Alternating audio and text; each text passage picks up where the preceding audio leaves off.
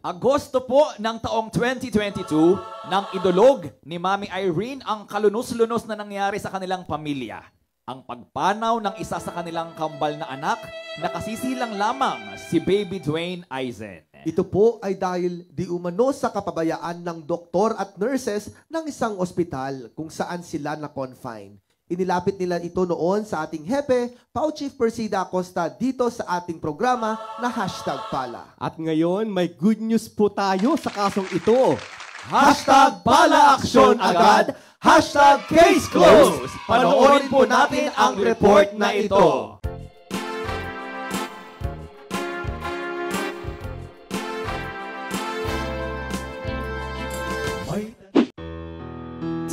Nakaiwan po ng tourniquet sa anak ko. Alam mo yun sa sarili mo eh. Kung ikaw nakaiwan eh, harapin mo yung consequence doon sa nagawa mong pagkakamali. Hindi mo yun dapat takbuhan. Kasi kahit hindi mo yan aminin, nakita ka ni Lord eh. Nakita ka ni Lord. Ang tuwa at pananabik ng mag-asawang Irene at Angelito Carabeo para sa unang inaasam na isinilang na kambal nilang sanggol ay napalitan ng labis na kalungkutan at paghihinagpis matapos bawian ng buhay ang isa sa kambal na nakapiling lamang nila ng 20 araw sa ilalim ng pangangalaga ng attending physicians at nurses sa isang ospital sa Cavite. Ang itinuturong dahilan ng mag-asawa ay ang naiwang tourniquet sa braso ng sanggol sa loob ng mahabang oras. Dumulog at humingi ng tulong ang mag-asawa sa programa ni Pau Chief Persida V. Rueda Acosta sa programang Persida Acosta's Legal Advice o #Pala. Matapos makausap ni Chief Acosta sa kanyang live FB program ay agad na ipinahanda ang buong team ng Pau Forensic Laboratory Division sa pangunguna ni Attorney and Dr. Erwin Erfe. Nag-conduct po tayo ng forensic examination to verify the cause of death noong bata at nakakita po tayo ng mga senyales ng multiple organ failure at nakita po natin yung pagkabulok ng kaliwang kamay ng bata at apparently ay ito ay dahilan ng ligature. Nakakita po kami ng ligature mark at ito ay namaga, nabulok at nagkaroon ng infection and eventually ay kumalat po ang infection leading to multiple organ failure. Wala po kami nakitang aspiration pneumonia as alleged doon sa death certificate. Mukhang lumalabas po doon mula sa medical history at doon sa findings natin na ito po ay klarong medical negligence. Sa ating mga health workers, kami po ay hindi kalaban ng mga health workers. Pinagtatanggol din po namin ang mga health workers. Pero kapag ganitong buhay ang naging kapalit ng kapabayaan, sinasabi may doctrine of res ipsa loquitur. Dito po sa kasong ito, ang kamatayan ng isang bata, ito po ay nagsasalita. Ang kanyang katawan nagsasalita. Sabi nga sa Ingles, the death speaks for itself. Yun po ang dapat nating maunawa. Bakit namatay ang bata? Kitang-kita pong nabulok yung braso at kamay ng bata na nilagyan ng tourniquet na naiwan. Ilang oras, more or less 15 hours. Kapabayaan po talaga yan. At kung nasa ospital, abay, pangangalaga po ng ospital yan. Kaya po may kapangyarihan din ang namamahala ng ospital na disiplinahin ang mga empleyado, doktor, nurses.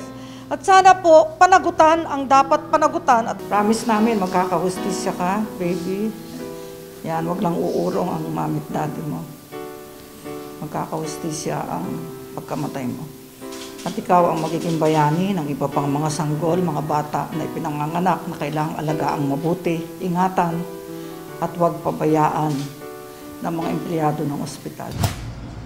Pagkatapos po lumabas ng resulta ng autopsy, inatasan agad ni Chief Acosta ang Public Attorney's Office ng Tagaytay City District Office, Trece Martires District Office, at Pasay City District Office para maghain ng kaukulang kaso laban sa mga sangkot sa kapabayaan na nangyari.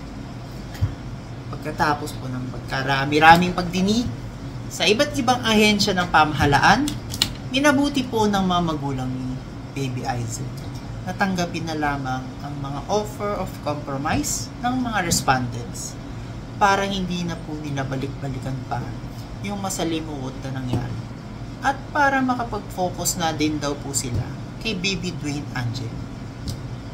Ito pong pag-aayos ng magkabilang partid na ito ay nangyari lang po nitong last Friday, March 7. Kaya naman po, ang aking mensahe para po sa mga kliyente ng Public Attorney's Office sa buong Pilipinas at sa mga OFWs around the world. At para na din po sa mga viewers at followers po ng PALA, nandito po ang PAHO para sa inyong mga legal na problema at asahan po ninyo na mapagkakatiwalaan at laging maaasahan ang Public Attorney's Office sa pagtugon sa aming mga sinumpaang tungkulin. Lalo na po para sa ating mga kababayan na walang kakayahan na ipagtanggol ang kanilang mga karapatan. Nananatili po kami tapat sa aming layunin na maghatid ng libreng serbisyo na makatarungan at maaasahan para sa lahat. Para naman po sa aming minamahal na Chief Public Attorney, Dr.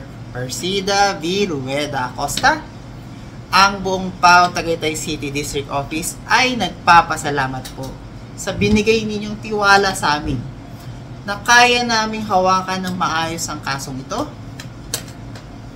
Ang inyong kumpiyansa sa aming kakayahan ay nagbibigay ng inspirasyon sa amin na magsikap at ibigay ang aming makakaya sa aming mga tungkulin.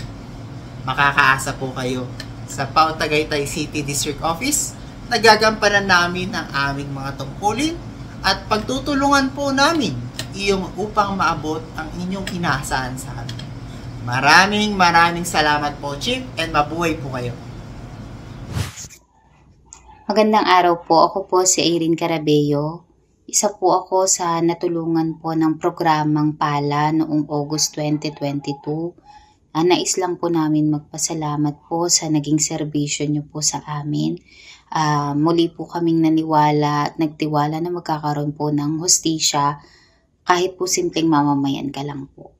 Bali nung nawalan po kasi kami ng anak, marami po kaming nilapitan upang humingi ng tulong, humingi ng guide, pero wala po kaming nakuha kung hindi lang po dahil sa inyo at sa PAO po, wala pong mangyayari sa kaso ng anak po namin. Ayoko na po isa-isahin yung mga pinuntahan namin pero nagpapasalamat po ako dahil dumating po ang tulong niyo po sa amin. So, unang-una po, maraming salamat po sa mga PAO attorney po na sobrang nag-assist po sa amin. Pinaramdam po sa amin yung totoong concern po dun sa kaso po ng baby ko. Maraming salamat po sa PAO 13 po, kay Attorney Alba. Thank you po. Salamat po kasi kahit po na-dismiss na po ng una yung kaso po namin, tinulungan niyo pa rin po kami na mailaban pa rin po ito. Maraming salamat po talaga. Sa PAO Tagaytay po, maraming salamat po kay Attorney Chavez. Nang dahil po sa inyo, Attorney, nagkaroon po kami ng panatag na kalooban na magkakaroon ng hustisya yung anak namin. Kayo po ang sumama sa amin simula umpisa hanggang sa matapos po yung kaso namin. Kayo po ang nag-guide sa amin. Kayo po ang attorney na hindi ko po alam kung paano kung sasabihin yung thank you kasi talaga pong yung concern nyo po is nandun po sa case ng baby ko. Talaga pong pinaramdam nyo po sa amin yung concern nyo po. Maraming salamat po. At higit sa lahat, syempre po kay Chief Acosta, sobrang saludo po kami sa programa niyo po at sa mga binibigay niyo pong tulong. Maraming salamat po kung hindi po dahil sa inyo. Mawawalang saysay lang po yung nangyari sa anak ko. Kung hindi po dahil sa inyo at sa programa niyo po, ay wala pong mangyayari po sa amin. So, sobrang thankful po kami dahil po ang programa nyo po is napakalaking blessings po sa amin, sa mga tulad namin na walang kakayanan kumuha ng mga abogado, walang kakayanan na makipaglaban sa malalaking tao. So, sana po magkaroon pa po kayo ng mas maraming programa tulad nito. Nawa po ay dumami po ang tulad nyo na totoong may concern po, may totoong serbisyo po para sa mga tao. Thank you po kasi hindi nyo po kami pinabayaan. Tunay po yung serbisyo nyo na ibinibigay po sa mamamayan. Maraming salamat po. Hindi po sapat yung thank you, pero wala po akong masabi kasi sobrang salamat po sa inyo. Sobrang thankful po kami dahil po binigay po kayo sa amin ni Lord. Ikaw po yung naging daan po namin para sa justice po ng anak namin. Message ko po para po sa aking anak na si Aisen. Alam ko nak na masaya ka na dyan kay Papa Jesus. Alam ko na naglalaro ka dyan ng masaya. Mahal na mahal ka namin.